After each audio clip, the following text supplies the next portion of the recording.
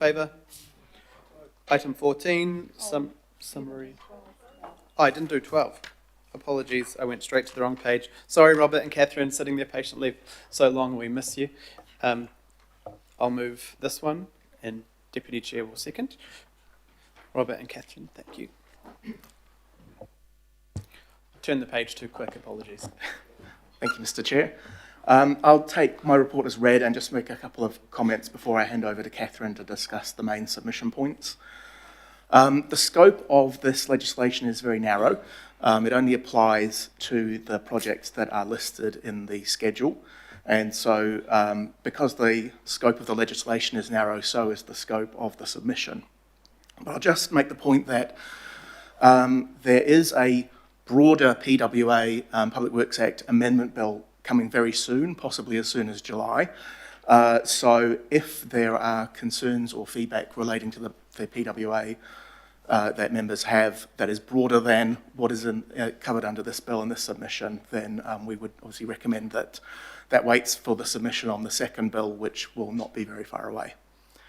So having said that, I will hand over to Catherine, whose team has led the writing of the submission, to take you through it.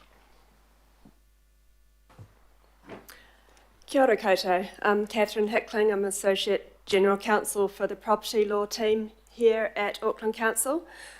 And today we're talking about the Public Works Critical Infrastructure Amendment Bill.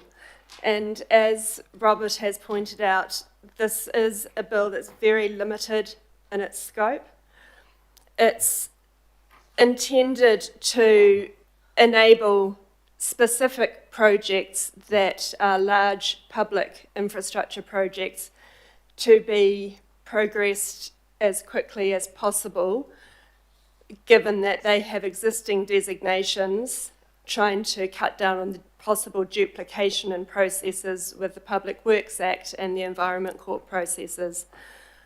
So it is limited in scope, it's tight in timing.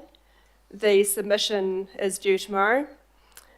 As Robert said, there will be further reform that's coming, and I'm certainly very interested in that, and I imagine Council will be as well, so please watch this space, and we're keen to understand what impact we can make with that.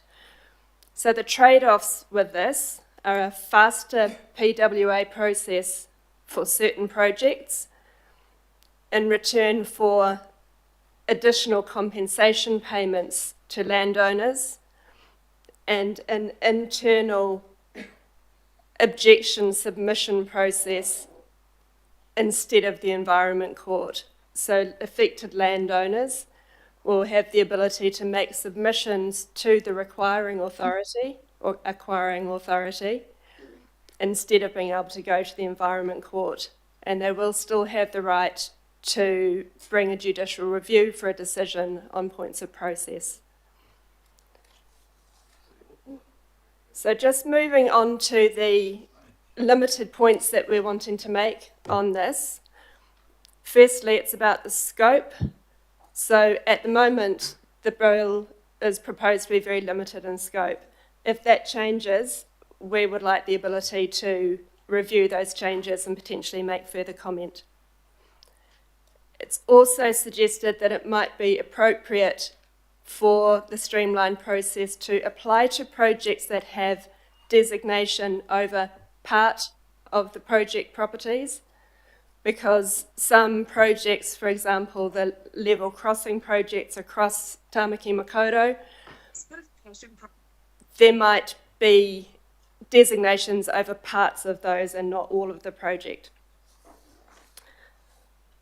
Also with timeframes, at the moment, if submissions are made to the acquiring authority, we've got 10 working days to respond to them.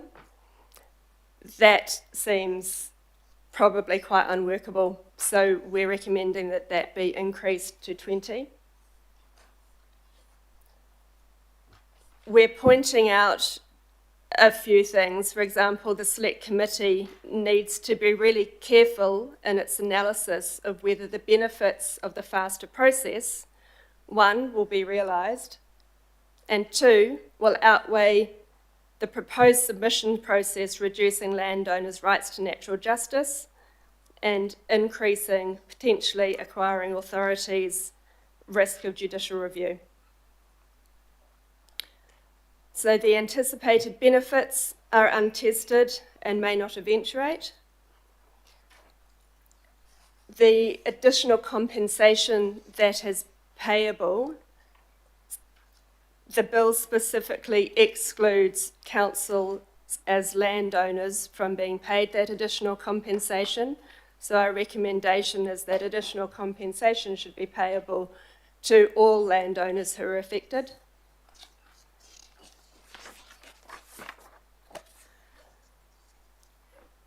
We, in collaboration with Auckland Transport, as this is a group submission, are proposing that the bill is amended to clarify the extent of the designation that's required for a project.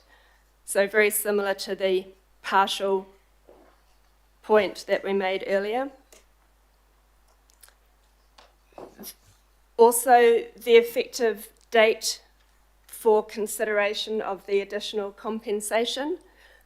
There's a risk currently that owners who think that they might be entitled to some more compensation will delay the process until the bill is enacted to try to avail themselves of the additional compensation. So there's a suggestion that the additional compensation be paid to an owner if they would have qualified for it at the time the bill was introduced to Parliament, to try to mitigate against that potential for things to be blown out just because people are waiting. And then finally, Section 185 of the Resource Management Act applies and allows people to apply to the Environment Court to require the authority to acquire all of their land if they think that the proposed impact of a designation means that they can't reasonably use their land and or they can't sell it for market value, taking into account if the designation wasn't there. So those should be excluded. If landowners are wanting or requiring authority to buy all of their land, we're not doing it because we have asked to do it. We're not doing it because we need it quickly, and the benefits for the faster process aren't there for the requiring authorities, so it's proper that those should be excluded. So those are the main points for this. As again, this bill is limited in its scope. We're really interested in the further reform that's coming. For council parent group doesn't have any projects listed that are directly impacted for us. Auckland Transport has 3 where they're named and a number of others where they're working in collaboration with NZTA. Thank you. I think the submission is quite clear, but there are 3 questions so far, and I think the Mayor just asked me a question. I'll just clarify who pays the money. Would that be the proposer of the project? That's right. Thank you. Councillor Ferry. Kia ora, thank you. First up, do you have any sense of whether the next round of reform is going to echo this, or are we looking at something potentially quite different? Through the Chair, the next round of reforms have been clearly signalled, and they do include some similar provisions to these, but also other ones. So the next round of reforms are far broader and will apply to all Public Works Act acquisitions. Cool. I think it will be really important in that preparing for that process that we consider some of the recovery office implications. Interested to. I think that might be worthy of a workshop, Chair, when we get further down the track on that one. The other thing that I was interested in was the challenge to natural justice from the lack of an appeal right, other than to right only, to the acquiring authority, which kind of feels like going back to the person who's already made the decision to say, I think you got it wrong, as opposed to having an independent arbiter. So is that, I mean, you seem to have picked up on that on what we've got here, but I wondered if you didn't mind just expanding a little bit more on whether that's something of, like, does this set a precedent for other things if this goes through, or if you could just expand on that bit a little bit more, I'd appreciate it. Thank you. Thank you. Good question. And through the chair, the principles of natural justice, which are set out in the Bill of Rights Act, include the right to be heard, the right to impartiality, and other things like that. So with the process being brought back in-house to the entity that's making the decision, there will be a need for that entity to establish a process that clearly shows that they are following the processes of natural justice and allowing people time and space to have their views heard. The submissions are only going to be written. People will not have an opportunity to appear in person. Against that, though, is the fact that for these projects, they will have undergone the Resource Management Act designations process, which for projects of this size and scale, we would expect will have meant that stakeholders will have had an opportunity to be heard in that forum. So partly it is intended to stop what's seen as duplication of process, which extends timeframes unnecessarily. Thank you. So would there then be, so in terms of that, the acquiring authority being required to clearly show that they are doing a proper second look, if you like, does that mean they'll have to, create a second decision-making body to look at it, or will it still be the same people, the same positions looking at it? How will that play out? Thank you, and I understand your question. And through the chair, it's not specified how that happens. It is specified that the authority will need to take into account the same things that the Environment Court would have had to have taken into account. So in terms of the considerations, there is some specificity there, but there isn't any in terms of the process. So that will be up to each authority to establish a process that best balances what is trying to be achieved and the risks that are there. Thank you.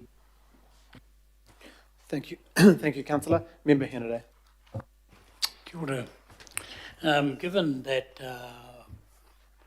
anything to do with the Public Works Act and Māori, that there is a long history of how Māori have been diddled out of their land interests. I see that there's a term protected Māori land in the proposed bill. Is there anywhere in the bill or attached to the bill that sets out what actually is protected Māori land, even though that 100 years ago we all thought it was, but it wasn't? So. Kia ora, Member Henare, and through the chair again, there isn't, but the term protected Māori land is, to my knowledge, well understood, and it is defined in the Infrastructure Finance and Funding Act. So the understanding of the meaning of that phrase, I think, is clear, even though it isn't specifically redefined in the bill or the Act. Would you, in the course of writing the submission, do you think it's appropriate to have some sort of point about what is protected Māori land? You know, if there is any past jurisprudence on it? We can absolutely make that point in the submission if that's what council would like us to do.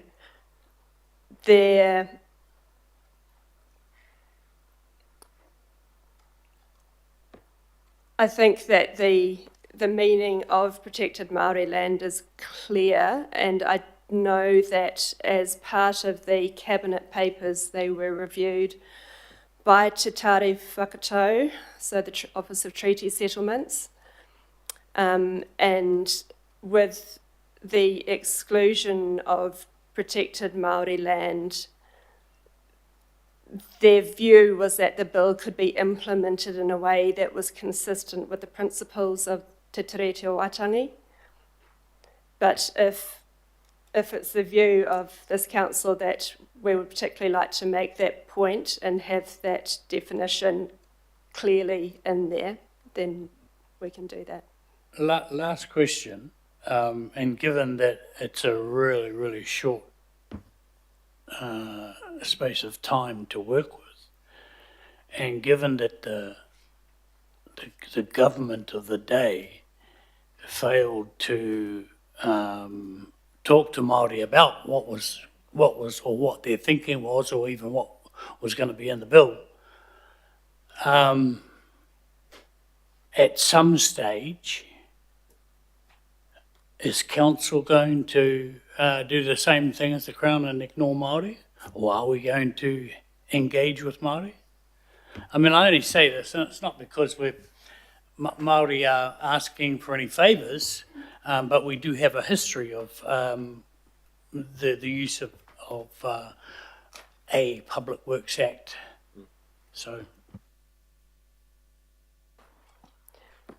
That's probably beyond what I can comment on here, member, but I think, and I did bring this up at the pre-agenda, the purposeful non-mentions of Te Tiriti in the bill, and how we can strengthen not just the proposed Māori land, you know, have what would normally be in all legislation, which would be considerations of Treaty of Waitangi. So if it would help to add a C around, and I'm doing this on the fly, an explanation of protected Māori land, and add a clause on concerns around the what am I trying to say? The non-mention of Te Tiriti o Waitangi. Would that work, Member Henare? Sorry, Member Henare. Member Henare. No, sorry. I'm just asking if that would work, adding the submission should include a full description of proposed Māori land, what our expectation is, and also yeah, you know, I get where you're going. Look, I don't think that Haukura is in a position on this submission. So knock yourselves out, do what you want to do. We might just sit this one out for a whole lot of other reasons that I can't go into here. Yeah, exactly. Fair enough. And I think once again, this is, I think it happened 2 meetings ago, where the speed of the considerations are not what we expect or hope for, when, even if they are what the government would call minor changes to a bill. But yeah, maybe we'll continue to think about that one. Councillor Watson. Thanks. Just following up on the section of the submission to do with objections and submissions, and this particularly as it goes to this requirement where any challenge, you have to appeal to the acquiring authority proposing to acquire the land. At the very least, that's always going to have the perception of conflict of interest, isn't it? So irrespective whether they set up some paper wall or something, as far as the affected parties go, there's going to be a sense that we're appealing to the people who are proposing to do that, which seems almost farcical. Do you think we can? Yeah, I mean, it's been articulated pretty clearly. Do you think we can make that stronger, even? Given if you read guidelines from the Auditor General and whatnot, they're always big on perceptions of conflicts of interest as much as real conflicts of interest. Kia ora, Councillor Watson. Thank you for the question. And through the chair, we can make that point more clearly if that is what this council would like us to do. The perception, as you rightly point out, is very hard to avoid a perception of conflict when you have the decision maker also the only entity that appeals on substance can be made to. But do take into account also that these will have gone through the Resource Management Act designation process and all of the notification and other procedural steps that entails. Thank you. Just a little bit of explanation, please, in terms of the inconsistency with the principles of natural justice, the right to notice and to be heard. Is that the right to be heard literal, i.e. speaking as opposed to writing something? Is that what it means under the Bill of Rights? I would need to go away and look at the exact wording, but my understanding is that the principle, the right to be heard is a general one and not specific to verbal. Okay, and just the reason I bring it up is that some of us had, experience with the last government with those fast track process, and certainly the notion amongst the communities that were affected in one particularly graphic case was they had a feeling it was just a tick box exercise. Everything was at this distance. No people were turning up. They wrote in there a little bit. They'd asked the councillors to have a bit. So there's a real distrust in this kind of sort of closed shop that goes down to Wellington or wherever it might be. So I just make that on the basis of that experience, in the previous term. Thank you. Good points, Councillor. Thank you. Councillor Fully. Kia ora, thank you. And my apologies if this question's already been asked. In the submission under the objections and submissions on page 8, because I echo the concerns others have made about breaching the principles of natural justice, potentially. I would have preferred for us to say that we oppose then that part of the bill, because I would personally, I'd prefer for it to actually remain with the Environment Court, because that gives landowners an objective judicial body to go to, to challenge a decision, as opposed to coming to a political body of learned folk, but not necessarily learned in the law or in judicial processes. Is it possible to strengthen that and make it we oppose, or is it your advice not to put that down? Kia ora. Kia ora, Councillor Fully. Thank you for that. And through the chair, it is possible to make that submission, but if that was the case, it would render the bill fairly ineffective, because that's the main driver of it, to decrease the delays, essentially, that can be caused through objections to the Environment Court for these projects that are perceived to be regional or national significance, that have gone through a rigorous Resource Management Act process already. So if we did that, it, in my view, would mean that we are opposing the bill in its entirety, because that's pretty much the key point in it. Okay, yeah, I understand what you're saying, but perhaps if we could make a stronger sentiment then about why it is that we don't necessarily think the benefits outweigh what we're paying, the costs of that. Kia ora. Thanks, Chair.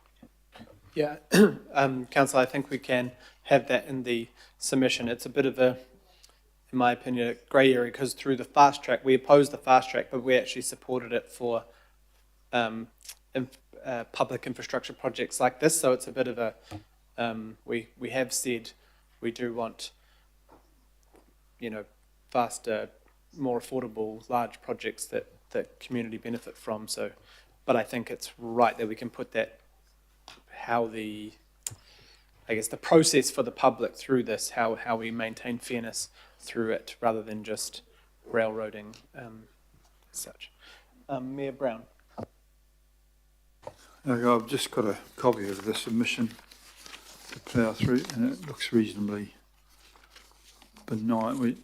There's two things important about a submission. One is the information, which is mostly right, and the other one's the tone, because we don't want to be overly aggressive about this. They are trying to do something which could be useful to us, and particularly some of the projects that we are particularly keen on, Northwest Busways and things like that there.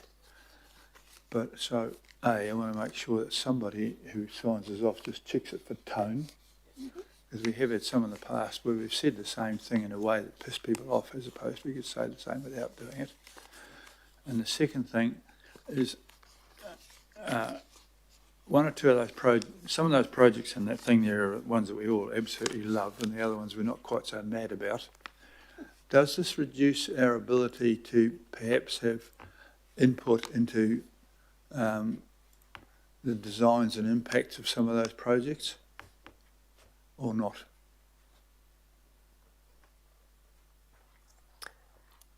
Or should we ask for to make sure we still have, I mean, these are all some projects within the bounds of this city, and we've handed over too much authority for Wellington to decide bits and pieces about us without having our own input in the past, and I don't want that to carry on. So, and one or two of those are quite querulous ones. There's not some people in the room like some of them, some don't like some of them, but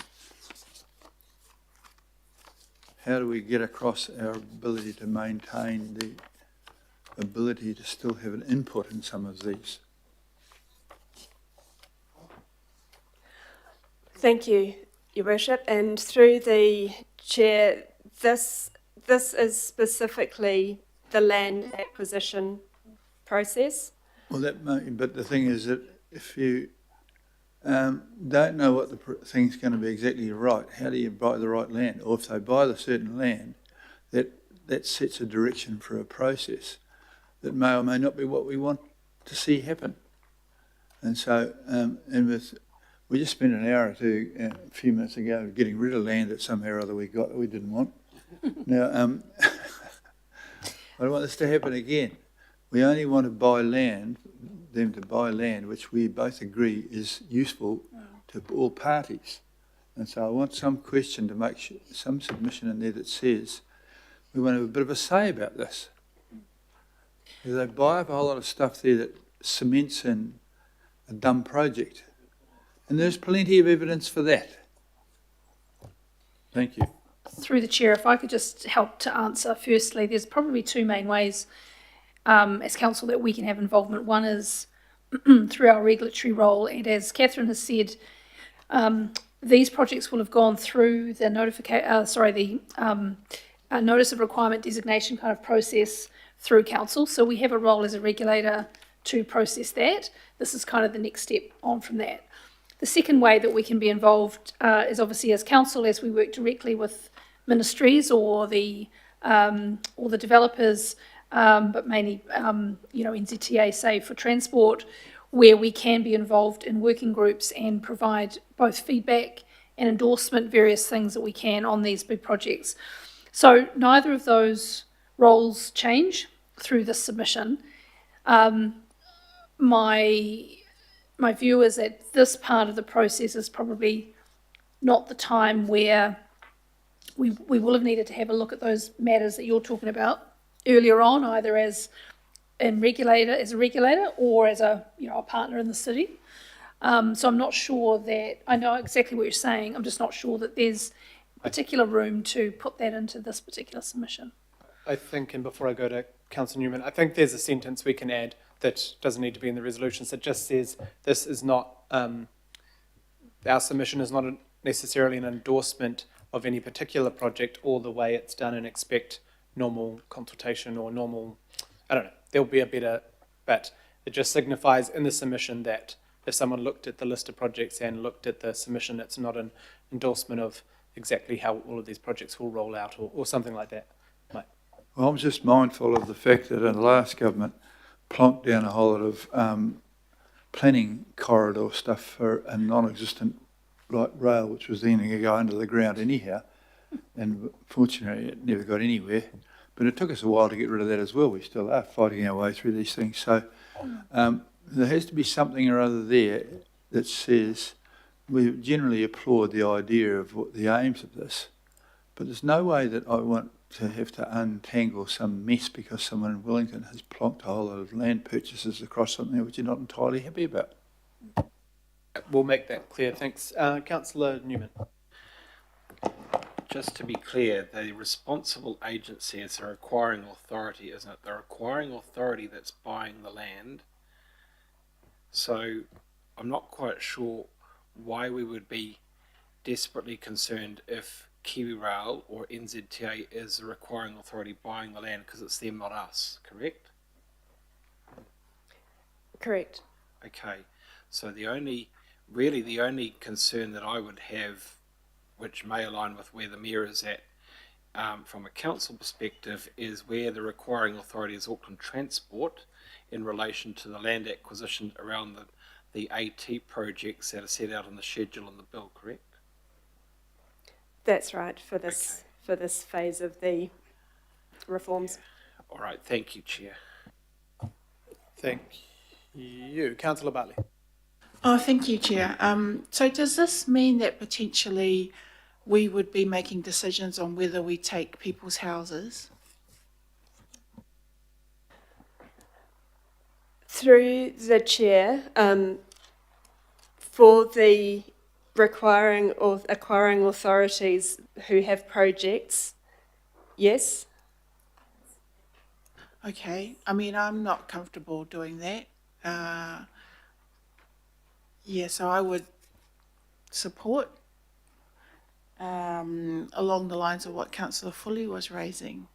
So, I mean, is everyone else comfortable to make decisions if we take someone's house? We do, I guess, we already do that okay. on a number of projects. But if you, Catherine, if maybe we could explain how it would actually roll out, say in tomorrow we approve or next budget we approve a new project that requires this, and Making Space for Water may be one, a number of others which we already would do. How would that roll out? Would it end up sitting literally on our desk to go 308 Smith Street and wherever we have purchased? Thank you, Chair. And I will, Megan, if you have corrections to my understanding of the RMA aspects of the project, please jump in. But for a start, these are limited to the projects that have been listed, and there aren't any that are in Auckland Council parents' name. But for a project, it would need to have gone through the notice of requirement stage under the Resource Management Act and through the designation process under the Resource Management Act. Then it would come for under the Public Works Act process, where if land is needed to be acquired for a public work, the acquiring entity needs to have gone through an options analysis to determine which land has to be acquired, why it has to be acquired, why this land, not that land. Notices need to have been served, and people will have had an opportunity to signal their intent to make a submission, and they will have made a submission to the acquiring authority. The acquiring authority will need to consider that submission and will have needed to have taken into this account the same factors that the Environment Court takes into account when it hears objections, and it will need to make a decision. And then if the affected party thinks that the decision was made wrongly on process, they will be able to commence a judicial review of that decision. Just through the chair, these are the powers that council has currently. But as Catherine said, the particular projects we're looking at that relate to this change to the law, there are two where Auckland Transport would be that authority, but none that council parent would be. Okay, all right, thank you. Thank you, Councillor. I'll get you both to move back off the table. Thank you very much. Councillor Newman in the debate. Chair, I firstly, as the requirement states, there's still the process to go through which allows for people to have their say through that, which is not changed. The premium payments and the recognition payments here are really good because it gives people the ability to get on with their lives, which is what a lot of affected landowners want. I was door knocking up in my ward the other day in Manukau in relation to property owners around what will be the Mill Road corridor. They are desperate for certainty so they can get on with life, and I wish that this had been available to them sooner. I think that this is a really, well, I get some of the concern, but I think that if a requiring authority, which is not an Auckland Council, wishes to proceed, and that there are people who want to get on with their lives, and that this is a way to do that, and that's good. I think that those who are concerned about the taking of someone's house, that's been something that has been a prospect under the Public Works Act for decades and decades and decades. But this infrastructure is important. Most of it's going to be delivered by agencies, requiring authorities that are not Auckland Council, Auckland Transport, and I actually think that this is a bill which should be celebrated, not opposed. Thanks. Thank you, Councillor. Councillor Foley. No, just that was quick.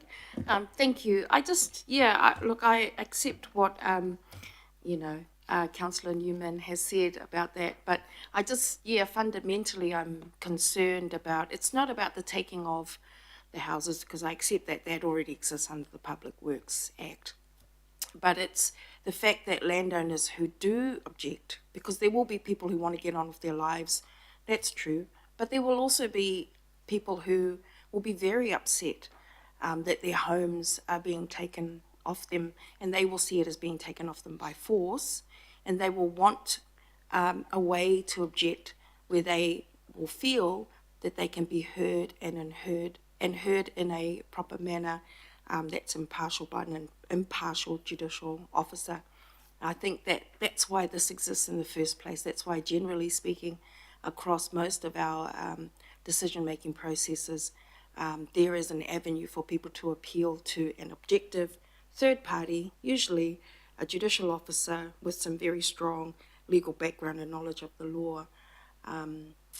And I think that this breaches that. So just fundamentally, that doesn't sit right with me, the breaches of those principles of natural justice, which are, one of the foundations of our legal system. So that's the only thing that I've got to say. I mean, I know that the government probably will just push it through anyway, like most things this term, but I did just want to express that concern. So it's not about the fact that the Public Works Act already gives us the power, or Auckland Transport the power to take people's homes in order to do important work, but it's about that process of eliminating the ability for landowners who do object at their homes being taken to a judicial forum that is impartial. I am happy that we're not going to be involved, that it'll be Auckland Transport that has to do that.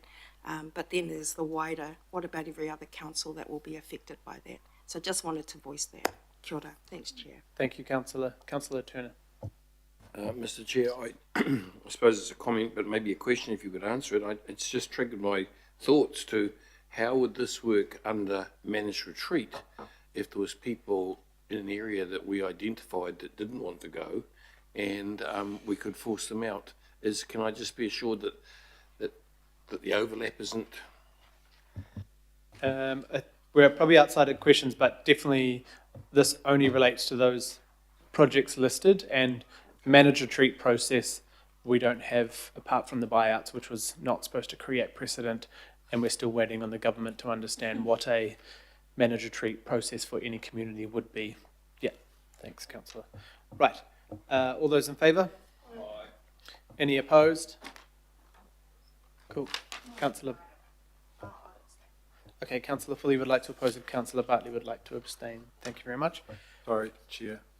OMSB members abstain. Yeah, sorry. Thank you.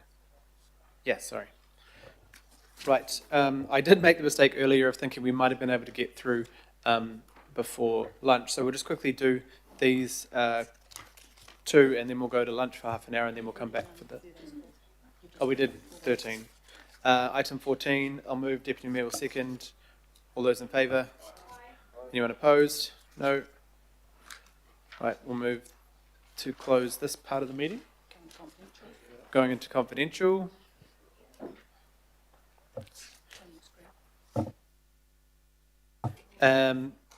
Councillor Ferry and would like to move to confidential. I saw you put your hand up last time, so sorry, throw you there. I'll second. All those in favour? Any opposed? No. Thank you. Right. The